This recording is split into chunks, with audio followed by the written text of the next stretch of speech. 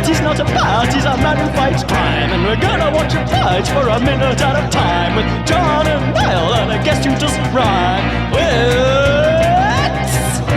Bat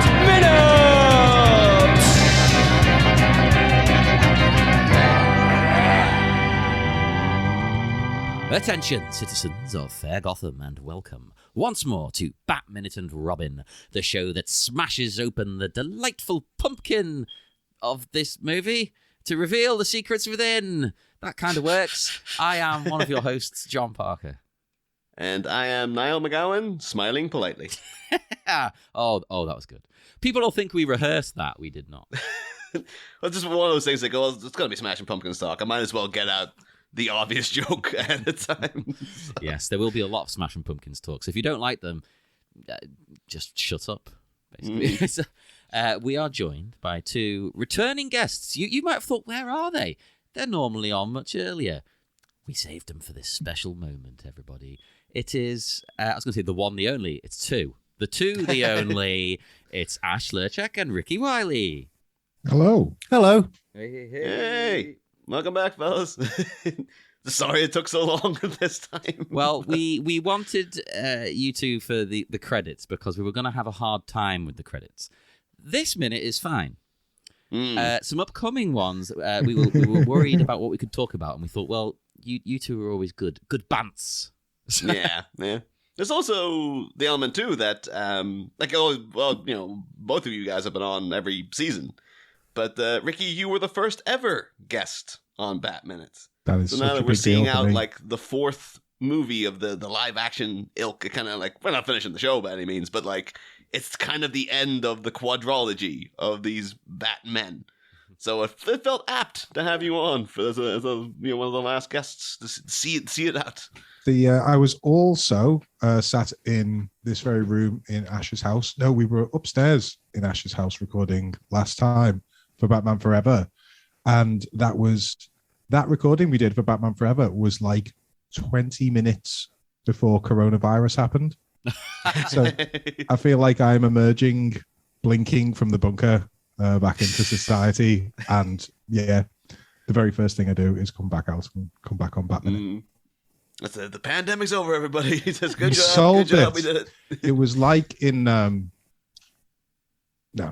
I was going to say it was like that bit in the Batman computer game on the Spectrum, where it's a beat 'em up punching game, but about 3/4 of the way through, it turns into you've got to mix all of the chemicals in the right order to cure everybody of the Joker's poison thing that he did in Batman 89. Yeah. Smilex. But I couldn't work out how to actually tie it into what we were talking about. Let me say though, I bet you back then with a game like that, if you screwed it up, that was it. There's no just load your save. I've got the perfect way to tie it into what we were talking about. We were talking about coronavirus, and I've completely lost all of my social skills during coronavirus. So there'll be a lot more of this. Nope. Never mind. Don't worry about that. I've said it, but it also doesn't make sense. I want to do a big thanks to Ash before we really get cracking with the content of the minutes, because Ash gave me a beautiful moment before when I said to Ash, and I'm sorry to grass you up on this, I said to Ash when I got here, did you message me before and say that you hadn't seen the film? Have you really not seen this? And he went, no, I've not seen it. Well, no, I'm just not seeing it again. I watched it when we recorded the last minutes. And Ash has conflated Batman Forever with Batman and Robin, which, to be fair, we have all done to some degree in our lives. Do you think we're only getting to the end credits of Batman Forever now, like a year and a half later? That was it. As soon as I started watching the credits, I was like, George Clooney. I don't remember him. This is a different film. Val Kilmer quit midway through Batman Forever in the last couple of scenes. They got in George Clooney. Well, the minute in question is minute 121. The minute starts with text and pumpkins, and it ends with text and pumpkins. Should ask though, like, we always do try to gauge what the guests' opinions of the very divisive Batman Robin is before we even get into anything.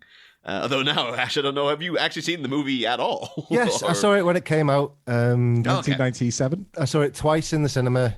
Ooh. Not through choice.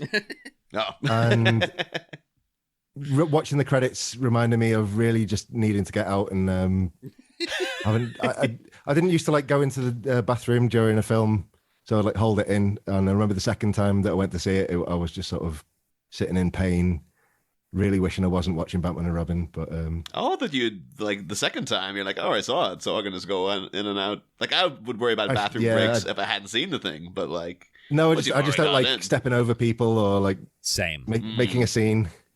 It's awkward. You don't want to be that person who's like, excuse me. Sorry. So this is actually my favorite part of the film, these credits. Happy memories. My worst one for that was my wonderful partner, Julie, very kindly took me to see Rogue One in my favorite cinema in the world, Manchester IMAX, which is a bit of a mission away, but she took me. We were running a bit late. And I was still hitting the caffeine pretty hard. I've had to, cut the caffeine out now because I can't handle such psychoactive things. But we rushed to get into the cinema. And then I got a whole pint of very caffeinated coffee immediately outside the screen. Not outside the cinema, outside the screen. They're giving you like pints of Costa coffee. So I necked that. And I really needed a wee. And I also had various adrenaline sloshing about my system because I was going to see...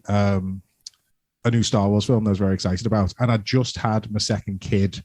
And I mean, you put Star Wars first there. Yeah. Oh, yeah. And also Trump had not long been elected. So there was a lot of emotions going around my body at the time. And I just remember being really, really freaked out, really, really hyped. And then like we had to climb over some people to get to our seats, but then I just couldn't. I just needed a wee. And he got to the end of the trailers and as I remember it, it was like when the card comes up that says Rogue One, this is a PG or whatever. And I was like, I've just got to go for a wee. Oh. So I ran down, sprinted down the stairs, went down, got to the nearest toilet, had a big wee, ran out, ran into the screen, literally ran into the wrong film, ran back out again, ran into the right film. And somehow I've done all this in time for it was just coming up with like the opening, like just says Star Wars or something. It says Star Wars Rogue One, but it doesn't have a crawl. Had to climb over the people and sat down next to Julie. I was like, right, I watched the film. And I remember Julie had to reach over to me and she put her hand on my leg. I was like, baby, you okay? Because I was just sat there with all this adrenaline and caffeine and exhaustion went through my body, and I was just making this noise. To the point where the Korean man who had climbed over on the other side of me was even looking over quite concerned, like, am I going to have to do CPR on this guy? He can't control the muscles in his chest. It's just all the excitement for Rogue One. It was such a big moment in everybody's life. It was for me. It's exactly the movie I was waiting for. Yeah, I'm the same. But much like this movie. Very exciting. Well, this minute is exciting to me because, we're back and we hear, as we've alluded to, the Smashing Pumpkins. Fantastic band. I love them so much. I love loads of their songs. Mellow stuff, heavy stuff. This sounds a bit that's like... it. That's the both types of Smashing Pumpkins stuff. That's it. Well, to be fair, that is kind of one of the things they do. It's like we're going to have a soft song and we're going to have a heavy song. My favourites, though, which is rare for me, a rare move, my favourites are the hits. I like Today, Zero. It's like my favourite album is The Best of the Pumpkins. Actually, yeah, someone did a thing on Facebook earlier where it was like all of Bowie's albums, and it's like, if you could save one Bowie album, what would it be? And one of my friends just put, The Best of Bowie. It's okay, yeah, fair enough. I really hope that the Smashing Pumpkins Best of is called the most smashing Pumpkin songs. If it's not, it should be. That was the thing I tried to look into because, like, I've known the Smashing Pumpkins, way back when I was a kid. Like, they were just, I watched Batman and Robin, so I knew who the Smashing Pumpkins were because I knew them through this. But their band, like, I do like them. I'm not as... I know a lot of people who have, like, a real hero worship of them. I wouldn't go that far, but I'm definitely... I'm a bit obsessed. I think it was more back when I was, like, 16, 17, and there was, like... Just, go to I was part of the alternative music scene. And you'd go to, the local pub in my hometown, and it wasn't Nirvana, or Smashing Pumpkins, or A Perfect Circle, which of course is linked to the Smashing Perfect Pumpkins as Circle. well. Holy crap! Yeah. Yeah, it's like all that and Tool, all those kind of bands, who are all perfectly good bands, but they just weren't my speed. But they were the closest I was going to get to people who had the same music taste as me. But there was a lot of like real worship of Smashing Pumpkins that I never fully gotten bored with when I was a teenager, and only in years of separation, I've got I do quite enjoy these guys and their music. And, yeah. Like I don't know, but because they're in that weird thing now of like they've got that same Cure thing going on. Like the Cure. The Cure is just Robert Smith and whoever happens to be around who can tolerate him for this little bit of time. And the Smashing Pumpkins was like, in this period, it was like the original lineup for like 10 years or something. And now it's just Smashing Pumpkins is Billy Corgan and whoever can stomach been around Billy Corgan. That was what I was going to say. No, Whoever it can put up with Billy Corgan. It was that for like over a decade, right? It's gone back the other way now. Now it's all the originals are back. He's managed to convince them all to come back, except the bass player, because they all hate her. Darcy's the Hold whole out. thing. No, apparently she would do it, but I think Billy's like, no. Oh, sorry, you're not supposed to call him Billy anymore. Anyway, he likes to be William. Oh, does he? William. He likes William. Now, But that's the thing, though. We should get the elephant out of the room with this one, because we just watched 120 minutes of Batman and Robin, and now this song comes on, and it does not suit the tone of that movie. no. At all. Do you agree with me, right? Because, obviously, the band in general, but especially this era of the Smashing Pumpkins, if you've seen the music video, like this is around, I think, is it post, I think, where they do the song Ava Adore, which I love as well. And I think it's just before they do the Everlasting Gaze, which I also like. But it's like dark, gothy. Let's get into that new metal thing that's coming in. Let's angle for those kids. It would suit Tim Burton. Yeah. Yeah. I don't think this almost would be a bit too... This song would be a bit too heavy for Tim Burton, but... Maybe. But there is a darker edge to it. What this sounds like is kind of like part 2 to the Batman Forever soundtrack.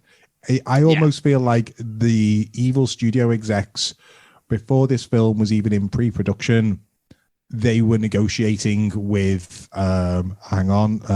Jewel and the Goo Goo Dolls. Ash is kind of got the list up. Hell yeah. And Bone Thugs Harmony. To just say, what have you got? What can you give us? And they had their own idea that presumably it was going to continue in the same tone, clinging on to that darker Tim Burton vibe. But actually, it stands out a mile in contrast to it. It sounds like they've actually written this song for a Batman film. They've gone, what would be a Batman-y song? Let's try and write something that has that kind of feel. Whereas everything else on the soundtrack seems to be just kind of stuff that was lying around. And a guy knew a REM song that hadn't been included on an album. And Are you going to eat that? Because I'll have that if you're not going to eat that. That was basically what they did, but with people's old recordings. whereas the Smashing Pumpkins just got very excited and made a bespoke song for it. Well, he did actually. That's interesting. I've got a note about this. Yeah, I've got a quote from Corgan. Corgan was asked to write a song specifically, and he said, at one point I found myself going, I can't write a song about Batman. I'm in an alternative band. And I thought, this is stupid. But then, if I can write a song about Batman, and it serves the purpose, which is to make it happen and connect with the movie, and connect with something that is unique and original, then why not?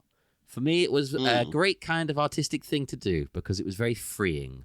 I wasn't talking about myself or trying to represent the Smashing Pumpkins. I was trying to represent Batman. It is just very typical, though, of just like Billy Corgan having to admit, like, I can't write a song that's not about me. And it's not about myself and my interests. It's like, yeah, I think I was kind of a lot of the reason they parted ways back then was because, like, he was the type to be like, the band's essentially a touring band with me. Yeah. And when we're recording, I will do the bass and I will play the guitar because I don't trust these other assholes to do it. Like, they didn't really make He seems to be very, very much the control freak. Yeah, apparently on some of their biggest hits, he did just like, especially the bass, because he didn't like Darcy. He was just like, I'll do the bass. I definitely suspect this track in particular, like, doesn't sound like it's got all of the band on it. Like, the drums aren't real for a start. Yeah, that was like this is around the time they really shift. Yeah, because wasn't he a bit poorly on drugs or something and disappeared for a while? I feel like this was around that time. I think like the touring keyboard guy they had with them and the drummer both had heroin overdoses, and the keyboard guy died, and then the drummer was just like, yeah, you're fired. We're not gonna have that in the band, basically. Oh, so that's how they ended up with the drum machine, is it? Yeah, because they use that a lot on. Is the album called Ava Adore? I'm blanking now. It's the album with that track on. That's all drum machines. There's like no drummer that I can discern. No, but I think like any interviews you see with them back in the day, it used to be you'd have like the guitar player. They'd be asking him about like Melancholy and the Infinite Sadness before it came out, and he'd be like, "Yeah, it's got some stupid name like the Phoenix and the Dwarf or something." I don't.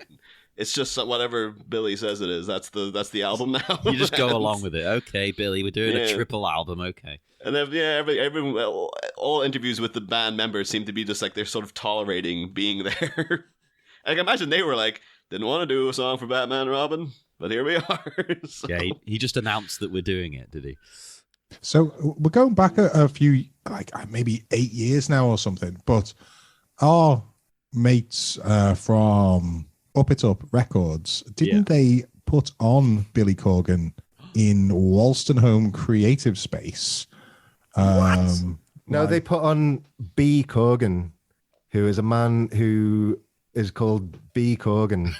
Is this true? Yes. Is this really it? Yeah. Do you think? I've thought for the past 8 years that they had Billy Corgan on. Right. No, he's like an electronica artist who has an EP out that if you can Google called "I'm Not Billy Corgan."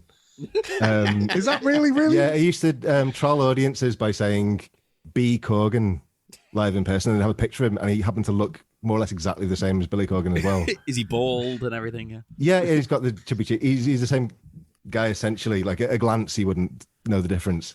Well, maybe the trick is right. It secretly is Billy Corgan wanting to do some different music. So I made Ash feel silly because he thought Batman and Robin was Batman Forever for the past 2 years, but I've thought that the guy in Wolstenholme Creative Space from 8 years ago was Billy Corgan. But that is his game. Like he goes around convincing people he is Billy Corgan and then watches them slowly leave the room when they realize he isn't. That's really up there with the Seinfeld, like George thinking he's bought John Voight's car, but it's John Voight with an H instead of Jon. Well, it does make a lot of sense because those Up It Up lads are all into like weird synth stuff with no vocals in, and I did think, why are they into Smash Him Come? Yeah, right, yeah. What? But this song though really does remind me. Like I think like you're pretty much bang on the money there when you're saying about like movie might not have even been in pre-production properly, and it was just the same studio who did Batman Forever going, let's just drum up the same kind of crap. Because it really feels like particularly when you guys were last on, I think it was on like we had the Offspring. Oh yeah, the Smash It Up cover. Yeah, they were covering the Damned of all people. Yeah, but that feels like this song feels like it could be in Batman Forever more. Oh, certainly. Than this movie, because it just has that. Like, if you told me the song was to do with Robin, that was his vibe, I would get it more than it being a song about Batman, even though it's specifically written to be a song about a version of Batman that is not in this film. Exactly right. Because another quote I had from Billy, our good mate, is that he said the lyrics were meant to represent the Batman of the 40s when he was a dark character. Yeah, not the Batman you get in here.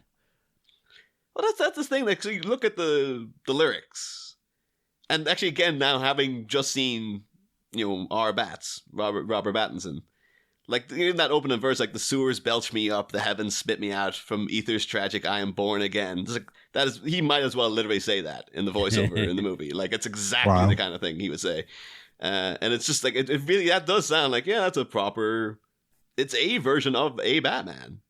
It's just like it's absurd not appearing in this movie. Like it's They should have a comedy rap in it. Yeah, you really should feel like it's like someone should have went like Joel Schumacher or someone should have said like maybe don't make this the lead single from the soundtrack because it just doesn't fit. It doesn't fit at all what's going on. Then again, what else have we got on the list? What else can we promote from this soundtrack? There's literally only one song on the soundtrack that does fit the mood of of the film, and that is the Snow Miser. Yes. Everything else Again, if they seems incongruous. If they start playing that over the end credits, I'm like, all right, fine. Like, I'm here for it. The Pumpkins should have covered it. I missed it. Yeah, very good. I remember when I was like 14 and I was at school and we were talking in the library about the Smashing Pumpkins, me and my friends. And the librarian overheard us, but she didn't know it was a band. So she just heard us say Smashing Pumpkins and she just went, "Not in here, you won't be." Oh God. I wonder now, am I more likely at this point in my life to be the person referencing the cool band or the person misunderstanding the reference to the cool band and trying to make a comment about it? I like to think that woman knew fine rightly what you're talking about, and she'd have thought this was a great joke. Maybe. It's possible. It's possible. I'll give her some slack. But I'm with you, Ricky. I think even though I try and listen to new music, I'm sure I'm missing 99% of what's going on in the world. I was trying to think of like what the equivalent that I could do to some kids in a library or something would be like, "Machine Gun Kelly, not in here, you won't." Leave them alone. Should actually ask you though, because we approached the subject earlier, and I know Ash, you said you saw the movie twice in the cinemas, and I'm assuming you didn't care for it. But Ricky, I don't think we got your opinion of. Oh yeah.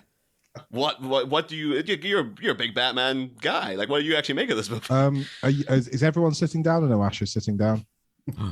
I am famously quite scathing with films, but Batman and Robin is fine. Yeah. I couldn't believe it. Could not believe it. I watched it last night, having not seen it since I was 14 years old. And I'm used to it being the one that's dreadful. And it's just been in my head as being dreadful. There is nothing wrong with this film. Like, Ash, I'm telling you. I'm not saying watch it. I'm genuinely not saying watch it. Because it's just a kid's film. That's all it is. But they've made a kid's film. And it's a successful kid's film. It's not the... Batman Forever was like a garbled mess that they couldn't quite decide the tone on, and that's why they had car crash scenes that you could barely keep your eyes on. But this film, like, yeah, it's got like a cheesy line of dialogue, but the whole dialogue scene is like 2 or 3 lines, and then it just carries on with the plot, and it's like, this is happening, this is happening, this is happening. It's got a great pace for kids. No, it's none of it's great. I'm going to take it back, but it's got a good pace for kids. And there's just like one quite simple plot line that you can follow very easily. I regretted not watching it with my daughters because I think they could have followed who was who and what was going on in it.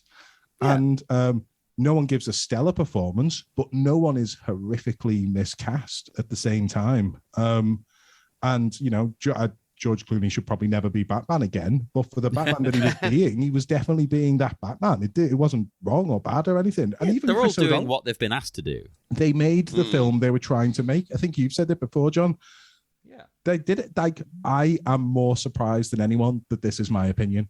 And I really had to remind myself that it was, and put a bit of it on again this morning. But yeah, I think I actually found it's really pleasant last night because I've been hyping up, like I've been talking loads about Batman just in general in life. That's why I'm one of the hosts of the show. But to Killian, baby roommate, some people know him, and he's 4. And I was telling him like, oh, there's a new Batman film coming out. It's got the Riddler, but he's like, I don't want to see this. And I'm like, you wouldn't want to. Like, one, you're too young to see it, and 2, you genuinely wouldn't be interested in it. It's really, really geared towards adults. But I was like, we'll put on the other Batman movie with the Riddler. And so last night we actually sat down and watched Batman Forever and Batman and Robin in a row. And like, he loved them. Yeah. Like, he was like a 4-year-old. He was so excited by all of it. And just sitting explaining to him what's going on, like, that's Mr. Freeze, and then, this is going to be Poison Ivy. And he even just explained some of the jokes of it, and he was probably cackling at the ice puns and stuff. Like, he absolutely loved it. So it's like, no, Batman and Robin, it really works for a 4-year-old. So like, you said to a 4-year-old, it's really geared towards adults? I didn't say that. And they got what you meant. Okay. But it's going to be a tough one, though, because I think now he's going to be asking, like, I want to see this new Batman. And it's like, kid, it's like watching Seven. You don't know what Seven is, but like then you broke down what Seven's all about. They've covered the number 7 in Sesame Street. That doesn't mean you should see the film 7. Have I already said the thing about 7 is the best Batman film? No, but I mean, imagine you're kind of proven the right exact by the film, but somebody CGI as a Batman costume onto Morgan Freeman. That's basically And that's what the new one is. Oh, great, It's great, almost- great. Somebody else must have noticed. There's a literal scene that's exactly transposed from 7 to the point where I was like, wait a minute, come on. Like there's a referencing, and then there's like, that's just a scene from 7. Like it's the same Wow. exact damn thing. Oh, see, I'd certainly welcome that. But that's not what no, Batman it was, and it was Robin great, but Batman, like Batman and Robin. How many bits were it? How many of the action scenes was there like somebody got like punched or knocked into something and they clearly flew on wires across the room in a way that was just like cartoonish? But it's also the perfect kind of violence to have in a film for kids because it's outlandish and it's not brutal or anything like that. And I was kind of like, it's not the type of fighting that I want. I like my Arkham games, Batman fighting, but they would try. They succeeded in conveying what they wanted to convey, and then you compare that to Christopher Nolan's Batman films. And I remember, Ash, it was you said at the time when Batman Begins came out, it's like, what was going on in those fight scenes? It was just a million really fast close-up cuts, whereas in Batman and Robin, they weren't trying to show intricate ninja combat, but what they were showing was all actually conveyed through the direction of the film. The director succeeded in conveying it. And isn't this the one that Schumacher's actually apologized for? Yeah. I think that's just, I genuinely like, that's, you know what I think? I think it's like, it makes me sad in the same way that, like Vanilla Ice has apologized for being Vanilla Ice. Like he's gone on to, he's gone on TV and said, I just want to say sorry for the baggy pants, for the silly haircuts. And I just want to come out and set the record straight and say, I'm sorry. And it's like, oh mate, you were what, 19 or 20 years old, clearly being told exactly what to do by cynical rec. You were just going along with it. And it's not actually the worst rap. Don't apologize, No, he's actually a good rapper because this is going to sound so lame, right? I remember I had that PlayStation game SingStar and I tried to do Ice Ice Baby, and you realize how hard it is when you're trying to keep up with him. You're like, holy crap, he's actually quite good. Which would make you even sadder, Ricky, to find out that in all the press for the new movie, Colin Farrell obviously worked with Joel Schumacher a number of times, and he was like, he came a really depressing thing where he's like, yeah, that really hurt Joel Schumacher that people reacted that way to Batman and Robin. Like he's such a gentle, nice man. And it really hurt his feelings that people got so vitriolic about the movie that he was like, I was just trying to entertain people. I don't know why they had to be so nasty about it. Joel, I know you can hear us wherever you are up there. It was the start of you entertain me. The kind of Jar Jar Binks thing a few years later, wasn't it? Where we're all kind of now looking back going, maybe, we should have just kept our opinions to ourselves a little bit. Well, actually, then thinking about Joel Schumacher and Colin Farrell, I meant to bring it up last minute. But I might as well mention it now. I recently, a couple of months ago, watched Tigerland for the first time in a long time. Nope, don't know it. That was the war movie that Joel Schumacher did with. It's not even a war movie. It's like a training camp movie more than anything, because they never get to war in it. But I just noticed at one point there is a scene where the guys are all training, marching, and they're in all their gear, marching toward the camera, but they're backlit, so you just see their silhouettes. And it's just them walking towards the camera until their silhouettes take up the entire frame, and it goes to black. And it's like, that's the end of Batman Forever and Batman and Robin. It's like, Joel Schumacher was like, I like that shot. I'm going to use that in more stuff. And the army fatigues all had nipples on them, and it was like... Oh, yeah. That's something the Pumpkins video lacked, actually. They should have had their nipples out. Oh, yeah, I'm surprised. I don't know. I think this might have been slightly pre the stage of Billy Corgan becoming Pinhead without the nails. No, this is around that era, definitely. It's slightly before he goes full into it. So it might have been like you gave him an extra year, he would have had the nipples out. It's the turning point one, isn't it? From the melancholy into the electronic-y thing. This is like the exact middle point. I didn't realize this when I was researching about it. It's actually the first song they did after Melancholy sort of became the biggest thing. So they took a bit of time out, because obviously Melancholy has about 500 tracks on it. So it's like, we're not going to work for a while. I remember at one time I tried to listen to it recently, And I thought, you know, this way in Spotify, you can't just listen to an album. They'll play you the deluxe version that has all these Oh, bonus yeah, tracks. I hate that. I hate that.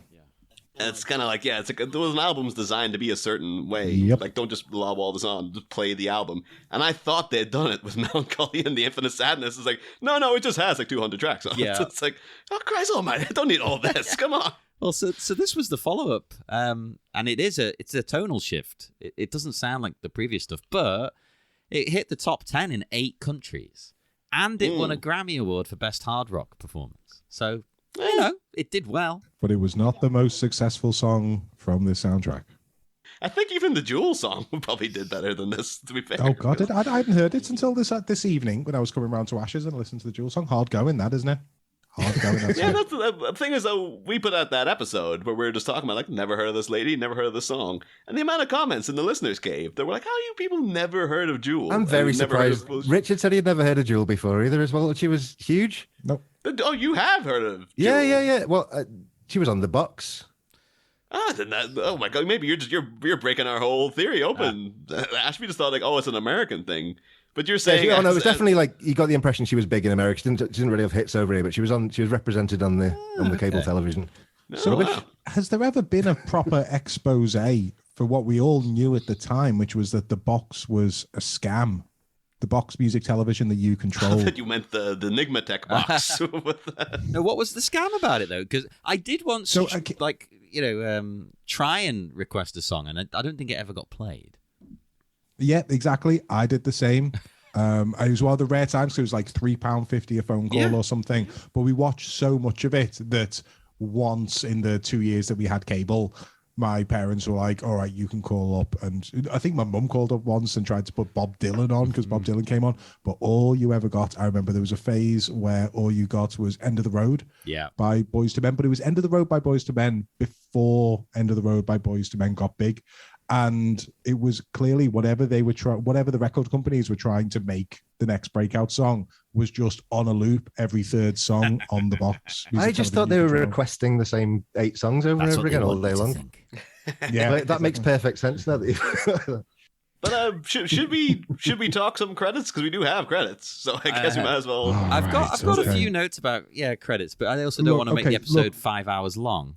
Yeah, You've obviously covered all this before, and you've said these words before, but I'd never even read these words before. Jeep Swenson. yeah.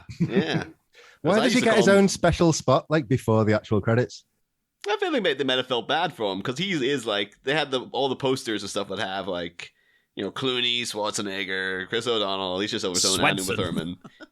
But then it was just like, well, Bane's in a lot of the movie. Like, he's constantly at Poison Ivy's side, so it might have been like, we can't put him on the poster, but like, we'll give him a little special credit to be like, he was a major featured player in this thing as well. So, but he's the first credit, and he has the screen all to himself. His name in big letters. Although he did die like a month after the movie came out, so I guess that'll be it. Well, sorry, mate. Poor old Jeep. I'll whittle my notes on credits down to 1. Then I will pick 1, unless you want this one, Niall. Jeff Dawn. No, you go ahead. Talk about Jeff Dawn. I found him interesting because he designed and applied the Mr. Freeze makeup, which we've talked about being very good. Very, very good. I really liked it. I haven't heard you talking about it being very good, but it's so good, isn't it? It's really, really, really. Like, I was watching it in HD on a big telly, but I'd love to see it in 4K. Like, I really would. No, because it's so granular. Yeah. The closest you will get is, and I do recommend you see this, is Trolls World Tour, which I've watched with the girls, and there is a troll who often gets his booty out. He does a booty dance, and he has the exact same skin as Mr. Freeze in this film. So if you're after more of that texture, check out Trolls World Tour. I think that texture does suit, because it looks like his skin's really dried out as well, which suits the fact that he's frozen. Yeah, I guess it's like it's very well. The makeup is phenomenal. He is great. Like, he had a wonderful career as well.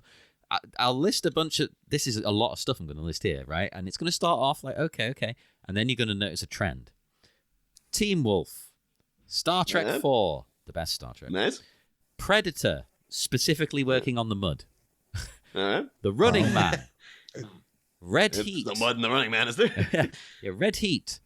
Twins. Okay. Total Recall. I'm beginning to see some kind of a link here. Kindergarten Cop. Terminator Alright. 2. There's a couple that throw you off it. Cliffhanger. Slightly different. Oh, okay. But no, then oh my God, it's a betrayal. A massive betrayal to go work with Stallone. But then he gets one back. Last Action Hero, Eraser, Jingle All the Way, End of Days, The Sixth Day, Collateral Damage, Terminator 3. And then he pivots towards a different actor. He pivots towards Dwayne Johnson, Scorpion King, Welcome to the Jungle, Walking Tall, Be Cool, Gridiron Gang, The Game. Sorry, The Game maybe he just Plan. likes to. You think he just wants to be like, I want to be with like the most muscular strong man in Hollywood. And then at one point he lost faith in Arnie. He's like, I'll go over to Cliffhanger. Drastically regretted it. And now he's like, Arnie, you're too old, man. You're beat. You're old, spent. I'm going over to Dwayne. He knows where it's at. Yeah, I reckon you're onto something. It's got to be that. Or it's... It's a really weird idea, though. That is a thing that, like, Schwarzenegger clearly has a guy then that he wants He's my in makeup every guy. movie. Yeah, so it's just weird to think, like, oh, so in every Schwarzenegger movie transaction, this guy will be there, and Arnie will probably sit and talk to him mostly because he's his guy, I guess. I get the impression if you hire Arnold Schwarzenegger, he turns up with a team. Like, these are my crew. I don't want your makeup person. This is my makeup person. I don't know if he'd still do it now, but actually, no, he'd be probably so set in his ways that he would do it. You would hate to think of Arnie getting hired for a project and then showing up in like a little cheap car and having to stay in a little trailer. He's got like nowadays, a Volvo. Yeah, but nowadays, realistically, that probably is what he'd have to do. But no, he's probably still... No, actually saying that, he's probably still got millions He's of like dollars. I think he's multi-millionaire. like at the peak of his life. Yeah. Does he still show up with an acting coach? Yeah. Or is that for next week? Oh yeah, that's So we're what up to now. Well, you know, drama coach. it can't drama hurt to have coach. the acting coach ready.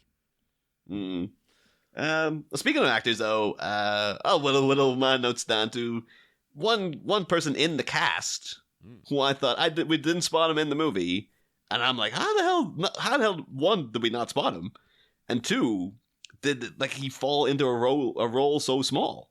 Because we have observatory guards. There's a guy called Alex Daniels who we did talk about. Yeah. And then immediately beneath him is Peter Navy Tuasopopo. Sorry, butchering that name because I believe he's Hawaiian. And you know that actor because that's the guy who played E. Honda in the Street Fighter movie. What? And that's only like 2 years before this. And E. Honda was like a big part of that movie. Like he was a proper speaking featured player in that film. Yeah. And I always thought he was pretty good. Like before the Street Fighter movie, it's like, yeah, that guy knows what he's doing.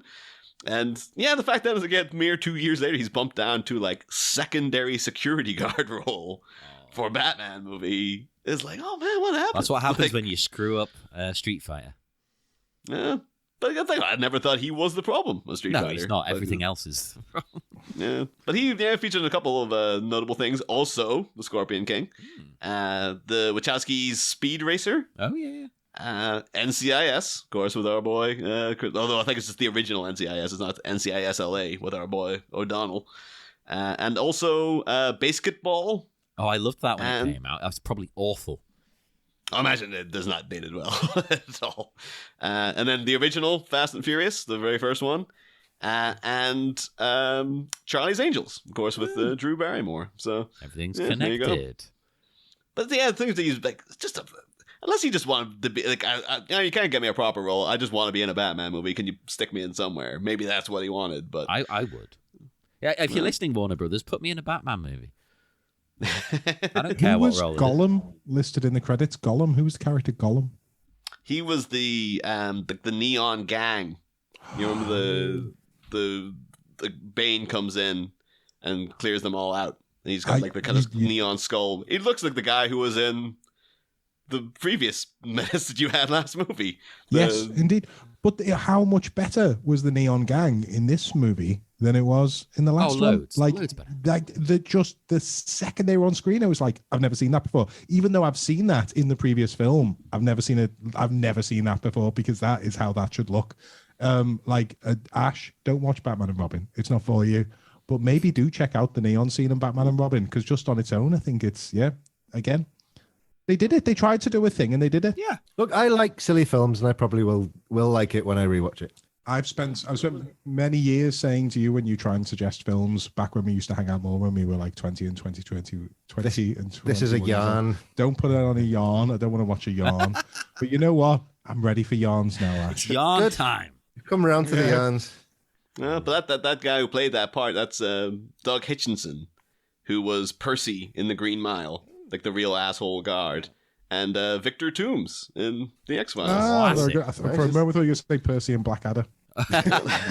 If only. Although actually, speaking of the Neon Gang, weirdly enough, one of the other credits I did take note of was for one of Freeze's thugs is a guy called Michael Bernardo, and he was in a thing called Virtual Combat that weirdly enough came out the same year as Mortal Kombat. Isn't that a weird coincidence? Sounds great.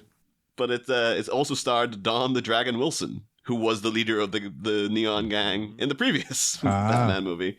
And I had to take a screenshot of the plot line because it's the Virtual Combat is set in a futuristic Las Vegas. A scientist brings 3 virtual reality characters, 2 from a cybersex site, and another a villain into the real world. He must pursue the villainous VR character and relate to one of the cyber vixens. Cyber vixen. It very much sounds like it's porn, but somehow, Don the Dragon Wilson probably very happily stars it. It's probably, softcore, midnight on Channel 5 kind of porn. Yeah. That's all we had. The best kind. Yeah. I used to watch many an Emmanuel. Oh, yeah. Yeah. But this guy's in, like, some of the...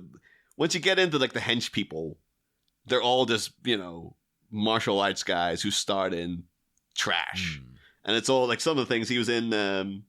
something called Tiger Claws, and then something called Shoot Fighter, Fight to the Death, which stars both Billy Zabka, Johnny Lawrence from The Karate Kid, and the guy who played Kreese in The Karate Kid. Reunited. So, is Tiger Claws like Santa Claus? Because that sounds promising if it is.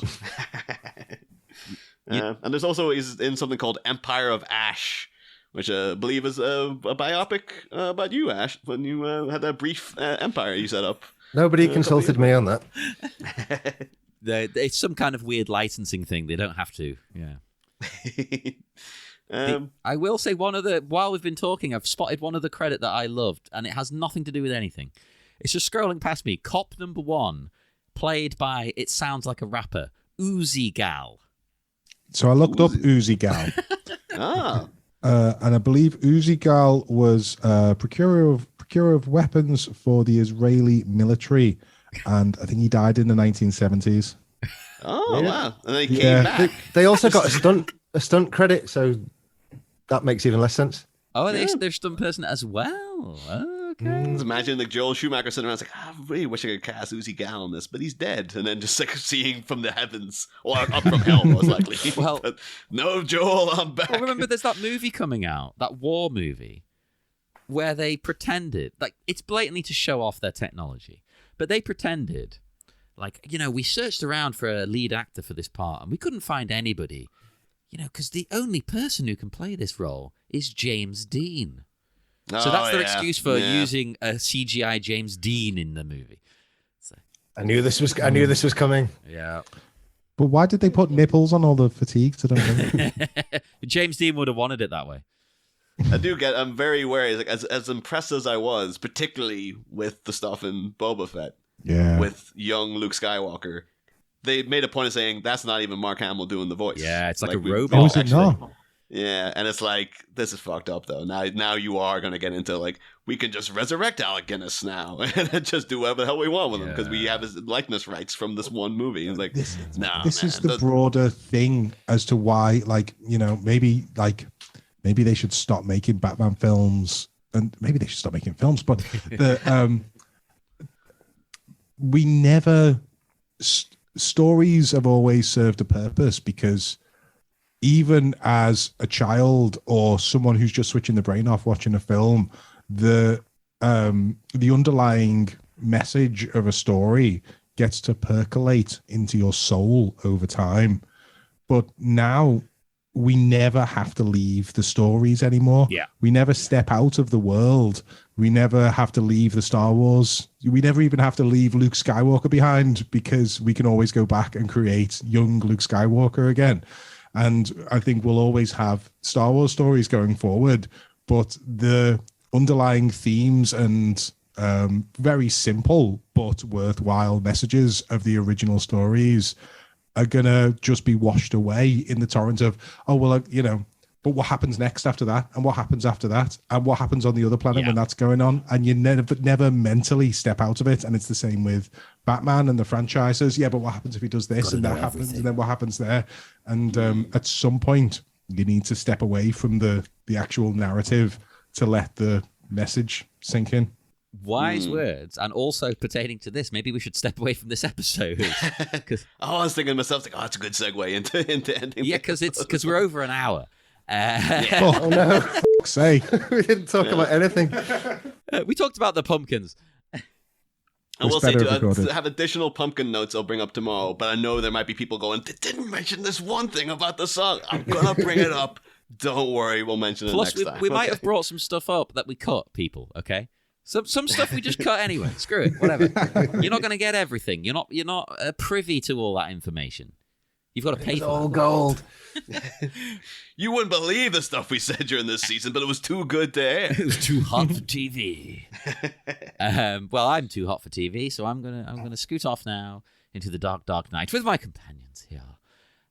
Would our wonderful guests like to say where they can be found online, or promote something, or anything you want, or just tell people to sod off? Well, when the last time we did one of these, it was still 2019, right? Okay, so since then, I've had a song in a movie, and that was in 2020, but they're still sort of promoting it now. And that is Shakespeare's Shitstorm from Troma Entertainment. Amazing. And that is a retelling of William Shakespeare's The Tempest, but with poo. That was, sorry, sibilance, poo. There's poo everywhere. If you don't like poo, you won't probably like this film, which is probably why it's not, massively successful film. You're saying sorry for the sibilance. I'm saying sorry But for the not sorry sibilance. for saying the word poo 5 times. It deserves to be said about 5 times at very least. If you, It's just got to as go a- in the as a title warning. of the episode. Even the people will be listening the whole time thinking, what are they talking about? When's poo going to come up? Poo, poo, poo, poo, poo, this episode is called. But yeah, it's a film about poo. A lot of poo being thrown in people's faces, and our music gets Zombina and the Skeletones music gets used during a scene when poo is being flung. What track? On all, it's Puke It Up from Out of the Crypt Into Your Heart. Yeah, that's a good song. Because we actually, it was like this film's been in production for a very long time. So that was kind of vaguely new when we said, yes, please use it.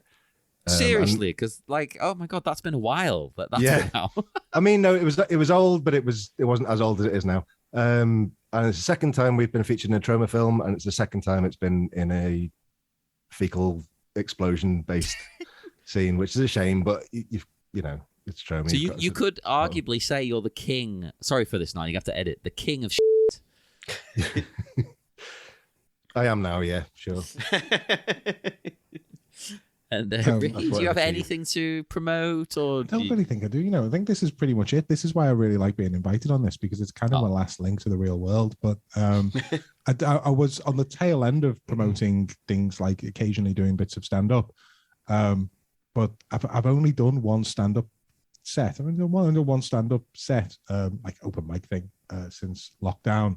And if you want to get ready for doing 15 minutes of live stand-up, can I suggest you don't spend 18 months in the house not talking to anybody and losing all your social skills one by one? unless you make that your thing, that's your character. For some reason, I wanted to open with a joke, which isn't even a good joke. I'm not saying this is a good joke. I don't know why I wanted to open with this joke, which was every time I go to the gym, everyone laughs at me for just lying across the top of two monoliths, but I think I look really henge. And my segue to that joke was going to be, I could see from the back of the room, there was this really bulky guy. I could see his massive arms. from the back of the room. So I was thinking he's going to be my segue. I'll go on stage and I'll point out to this guy, and then I'll go into gym stuff. And I just went on stage, and before I'd even looked at him with the lights on the stage and everything, I went, my God, you're massive. And then I looked at him, and he wasn't like muscly. He was just a big fat bloke. And I just got up on stage, and the first thing I said was, "You're massive." And then I felt so bad off the back of it. To just put me on the back foot. He didn't particularly enjoy it. I still kind of like skidded sideways into the same joke, but it did not land the way it should have done. So give me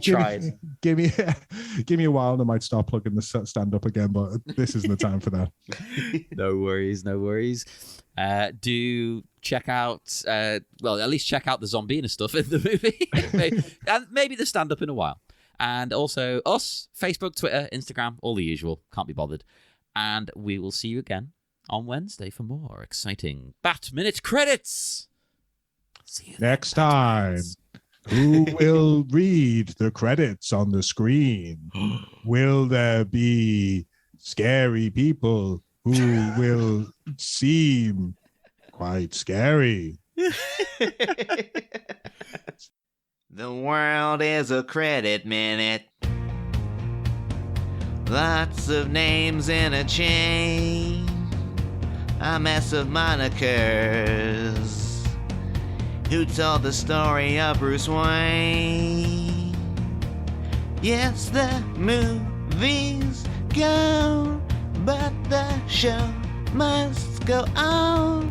We talk smashing pumpkins, discuss the members of production who finally get their day. Despite all the credits, we are still just some bats in a minute. Despite all the credits, we are still just some bats in a minute. Some shows might have shoot discussing random members of crew. But despite all the credits, we are still just some bats in a minute. Billy Corgan, eat your heart out. We'll be back.